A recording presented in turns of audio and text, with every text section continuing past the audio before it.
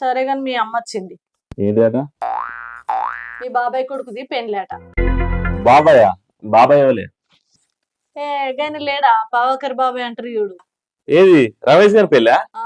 రమేష్ గాని పెళ్ళా అని పిలవంగానే ఎగేసుకొని ఉడకకు. అగో గట్లాంటివేంది? ఆడేమన్నా దూరపోడా? కాసు సినిమా కొడుకేనే పాలోడేనే పోకుండా నడుతుందా? మొన్న మీ చిన్న బాపు అదేంటి మై సంబంధం చేసిండు, నిన్ను తీసుకుపోయిందా? తీసుకపోయి మీ చిన్న మేనత్త బొడ్రాయి పెడుతున్నాం బిడ్డ అని రమ్మన్నది, నిన్ను తీసుకుపోయింది ఆడికి?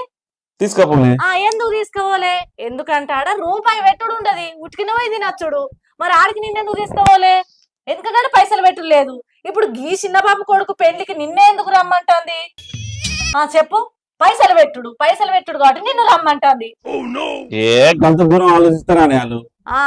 సరే ఇవన్నీ కాదు, నువ్వే పెళ్లికి పో. మరి మీ అమ్మ దగ్గరికి పోయి ఆ కట్నం మందం 2000 అడుక్కొని పో. ఈయనేమో నేనుండగా మా అమ్మ ఇస్తుందా మా అమ్మ వస్తుందా అని మాట్లాడుతున్నావు. సరే మీ అమ్మ ఇవ్వకుండా మీ తమ్ముడిని ఇవ్వను, మీ తమ్ముడి దగ్గర అడుక్కొని పోయి పెట్టరా. అంత ఒక్కటే కదా మనం. వాడే పెళ్ళి నానా కట్టలు కడతాడు, వాళ్ళ దగ్గర పైసలు ఉంటాయని. ఇక గిట్లా ఏడు కాడికి సగ చెప్పు. నేను అద్దంటేనేమో ఇంటలేవు, పోవుడు అద్దంటే అద్దు. ఇను జర నేను చెప్పింది నువ్వు కట్టాలి అన్ని అడ్డం పెట్టకు, నేను పోతా. అరే చెప్పేది వినయ్యా నా బాట. కొంచెం అర్థమైతలేదేంది? పైసలు పెట్టి కాడికేమో నిన్ను నాశనం చేస్తుంది, ఉట్ట పుణ్యాలు పోయే కాడికో ఆయన తీసుకుపోతుంది. ఇవన్నీ కాదు, రేపు మన ఇంట్లో ఏమన్నా పండుగ చేసుకుంటావు. ఫంక్షన్ కు ఇప్పుడు మీ తమ్మునికి సపరేట్ గా మీ అవ్వకు సపరేట్ గా మనకు సపరేట్ గా కట్నం పెట్టరు కదా, ఒక్క కాడికే కట్నం పెడతారు. ఇప్పుడు ఆ పైసలు అన్ని పొత్తులకే పోతాయి. మనం కష్టపడి ఇవన్నీ కట్నాలు చదివించుకొచ్చి పండుగ చేసినాక ఇంట్లోకి ఇయ్యడానికి కానయ్యా. అర్థమైతుందా నీకు నేను చెప్పేది?